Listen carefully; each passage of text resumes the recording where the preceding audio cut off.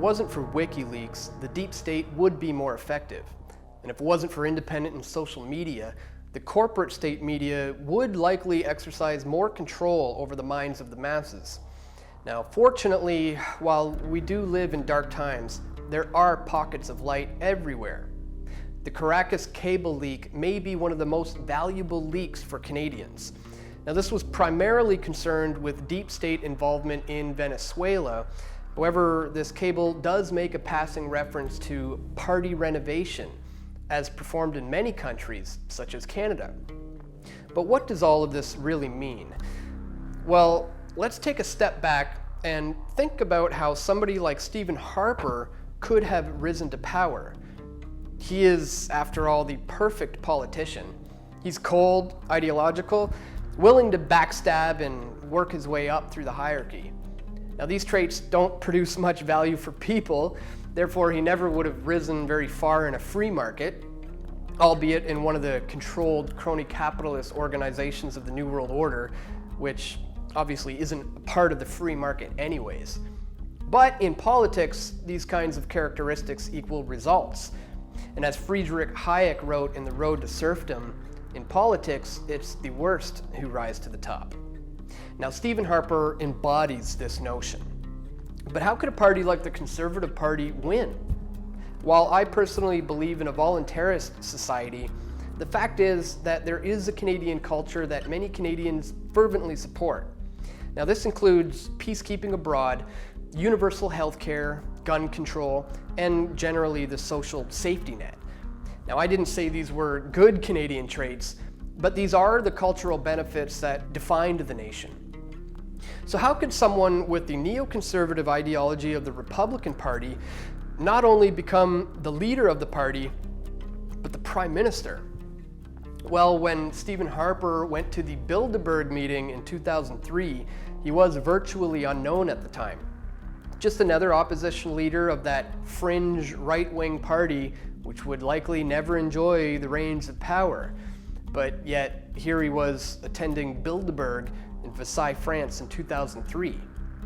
Now, although Harper wouldn't become Prime Minister until 3 years later in 2006, it's clear that by 2003, the Bilderbergers had big plans for both Canada and the Conservative Party. And it started with the vetting of Stephen Harper. So what are the specifics of all this? Well, of course, we can never know what conversations took place between Stephen Harper and the Bilderbergers, but thanks to WikiLeaks, we can see the channels that the elites used to get Harper and the neocons into power.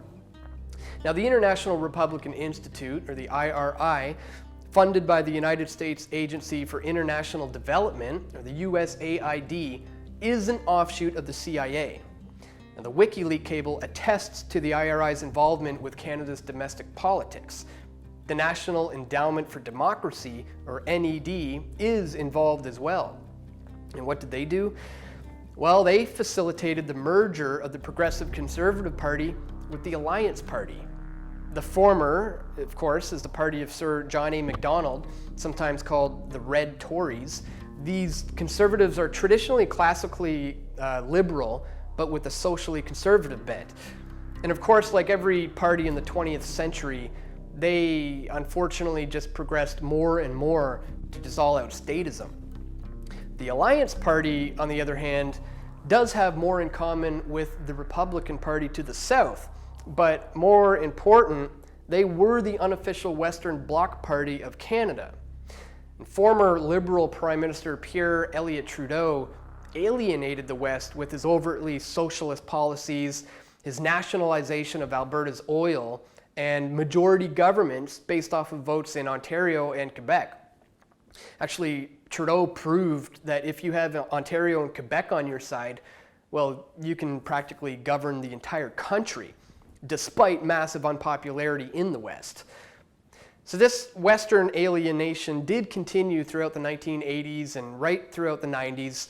The Progressive Conservative Party were in power during the Reagan years, and despite the friendly relationship with the Reagan government, as well the denationalization of Alberta's oil, the PC government would just proved to be widely unpopular across the political spectrum.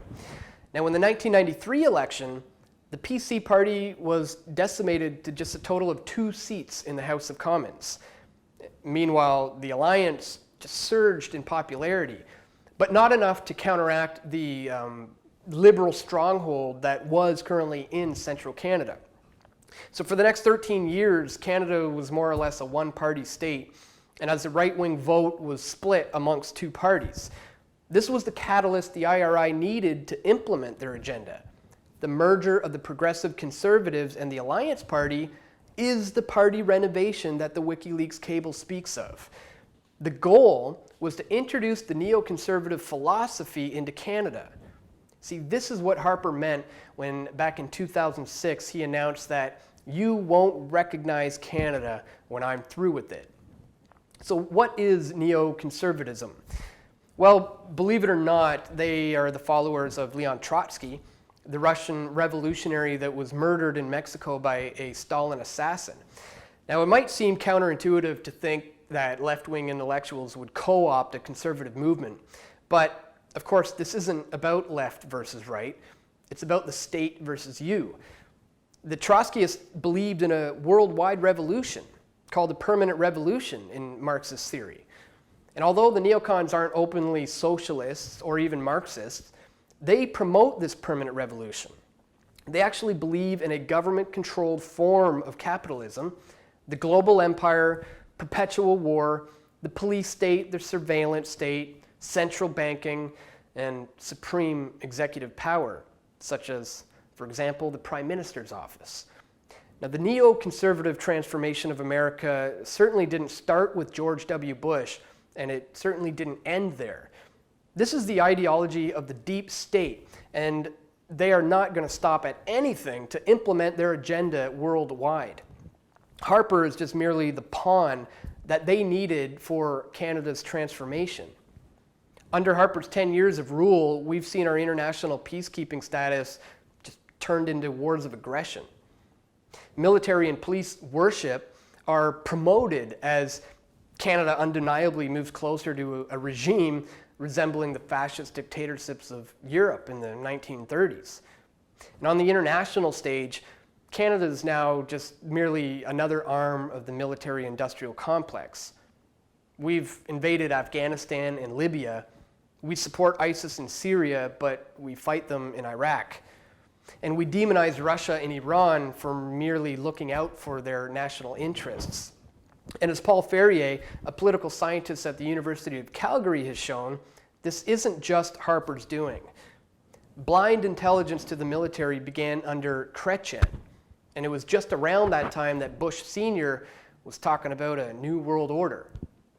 Now, recently, the Harper government has also exploited the death of Corporal Cirillo and the Parliament building shooting. He's falsely conflated the murder with Islamic terrorism, and he's now using it as a pretext to wage more warfare in the Middle East. Now, I've often heard it said that Harper is the George W. Bush of Canada. And that may be true, but then if it is, that makes Justin Trudeau our Barack Obama.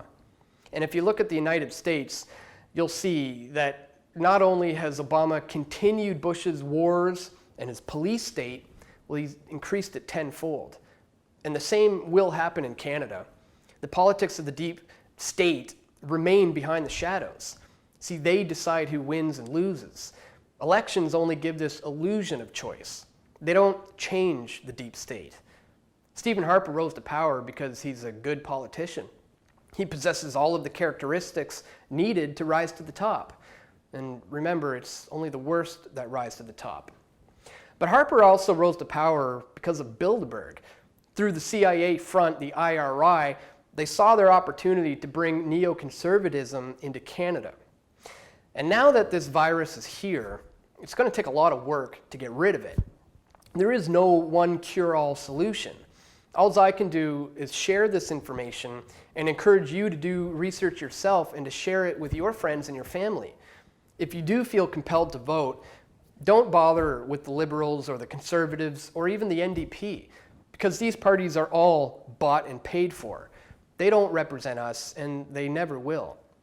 Sweeping out one statist for another is not the solution to the neoconservative virus. It's literally the definition of insanity. Doing the same thing over and over, like voting, and expecting a different result. We've seen Barack Obama continue the wars of aggression, the police state, and everything else that the neoconservatives have become known for. So mark my words, guys, Justin Trudeau will be an extension of the Harper government.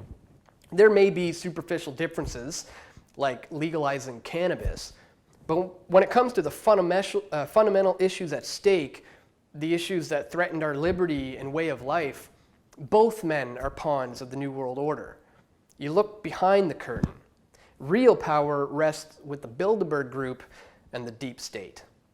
So that's all for today, folks. I want to thank you once again for tuning in. Be sure to check the links in the description to see where you can follow us on Facebook, Instagram, and Twitter. And you can show your support for Press for Truth by signing up at pressfortruth.tv or patreon.com/pressfortruth. And be sure to stay tuned for more video reports coming very soon to pressfortruth.ca.